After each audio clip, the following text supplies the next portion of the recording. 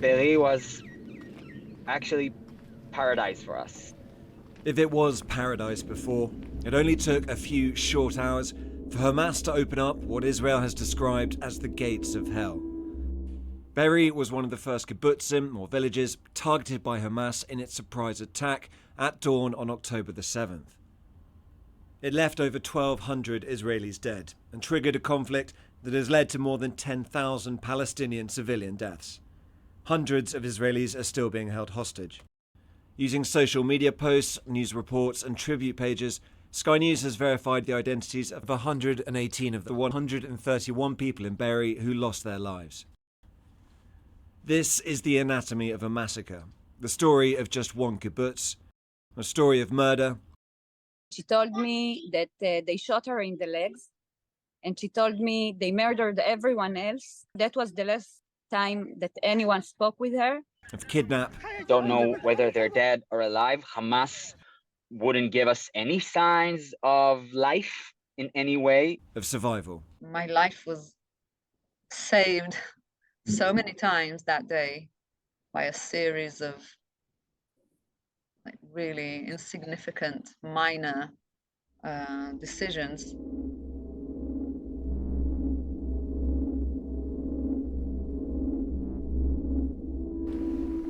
Be'eri kibbutz was a tight-knit community of around 1,400 people. On the eve of the attack, it was celebrating 77 years since it had been founded. But it was just 5 kilometers from the border with Gaza. Be'eri was one of the first of around 250 Israeli kibbutzim Hamas would be able to reach on October the 7th. Saturday morning. Residents were asleep when it started. Most kibbutzim have fortified points of entry and exit. This is the front gate to Be'eri. Hamas fighters are seen approaching on CCTV. They can't get past the metal bars at first. But then, as a resident drives up to enter, they ambush the car, killing those inside and run in the village. The driver, slumped to the wheel, rolls into the gate. Hamas was seen in heavily armoured trucks driving past the back gate. The number of militants closing in was growing. Around the same time, Amit Mann, a 22-year-old medic, was running from her home to the clinic where she worked. We realized she was running to the clinic, even though she was told to stay inside of the safe room. At 7:47, Amit messaged, "I am with wounded and dead terrorists in the kibbutz." Her sister Lior, who was watching the news on Channel 13 in horror, replied, "I also see 13. There's literally Hamas on the streets." Amit again. They, Hamas, are here.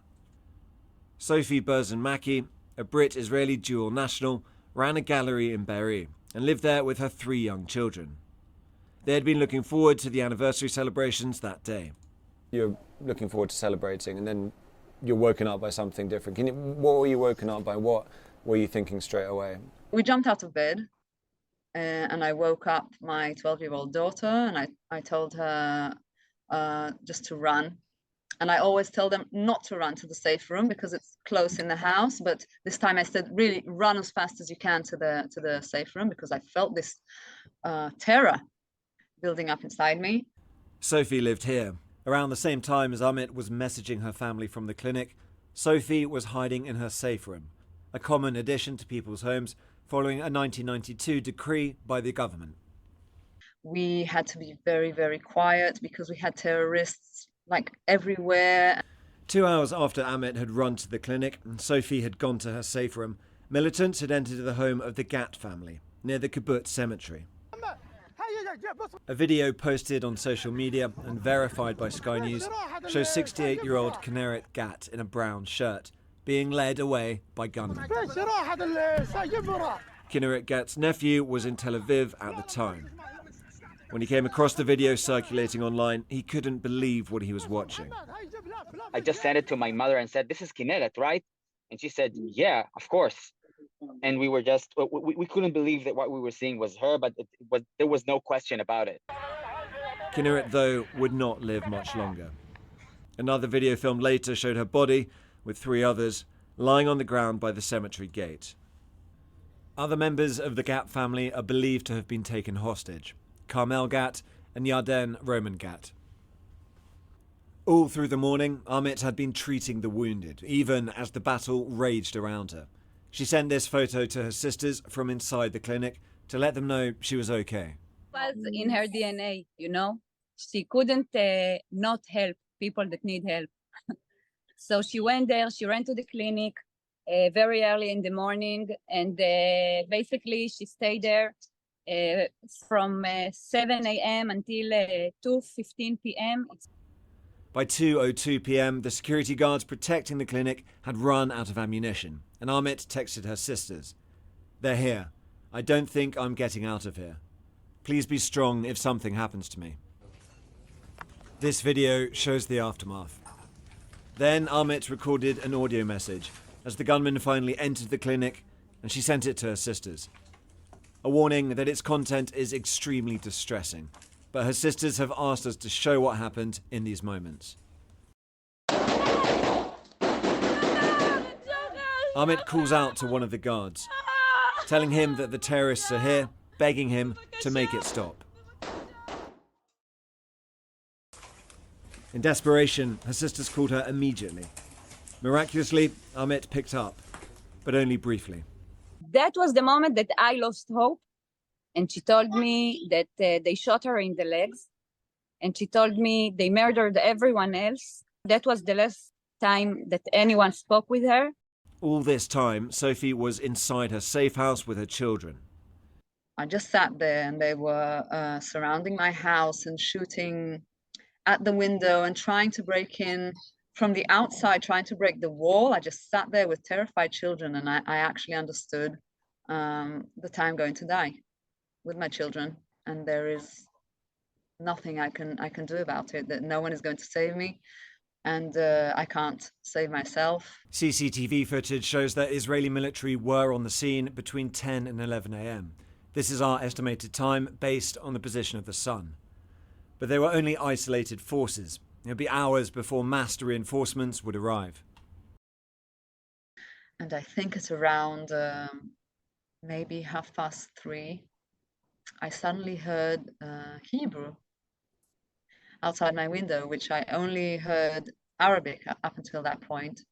And then I was like, wow, okay, they're here. So the odds are still very much against me, but I might have a fighting chance. There's maybe I will get out of this day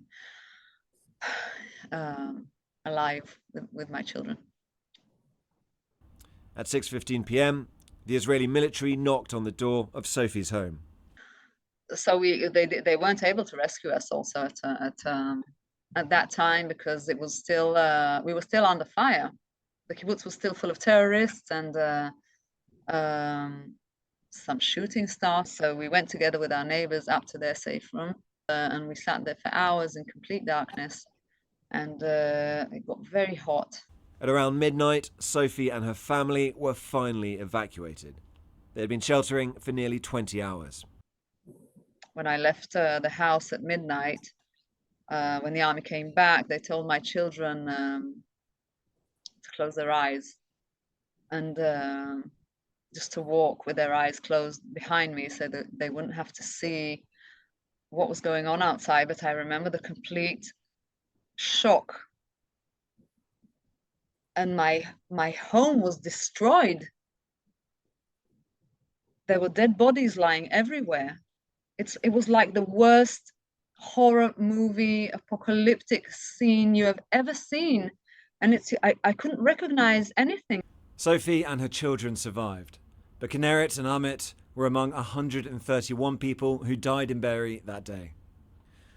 The Sky News data and forensics team has verified the identities of 118 of those people through social media posts, news reports, and tribute pages. 88 of them were civilians, and 9 were children under the age of 18. The youngest was a 9-month-old called Mila Cohen. 24 people were aged 70 or older. The eldest, an 88-year-old woman called Hannah Kritzman. We've also verified 30 civilians who are considered missing or being held as hostages. That's 118 civilians who are in Be'eri that lost their lives or are believed to be missing or taken as hostages and have been identified by Sky News.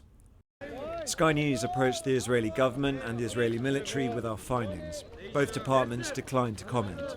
A Hamas representative did not reply to our messages. Murdered, kidnapped, survived.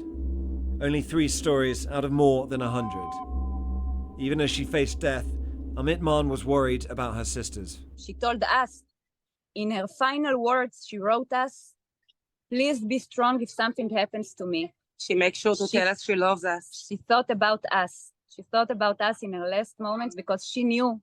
She wrote us to be strong because she knew how much we love her, and she knew what it will do to us if something happens to her. And we are completely heartbroken, completely.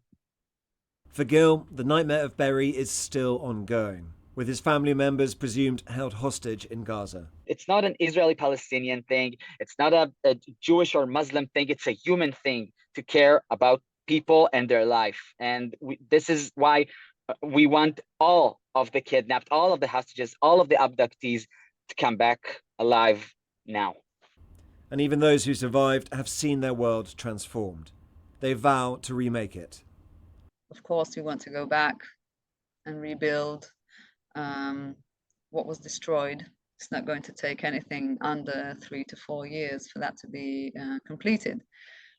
But after we can go back home safely, then yes, we will rebuild everything. Tom Cheshire, Sky News.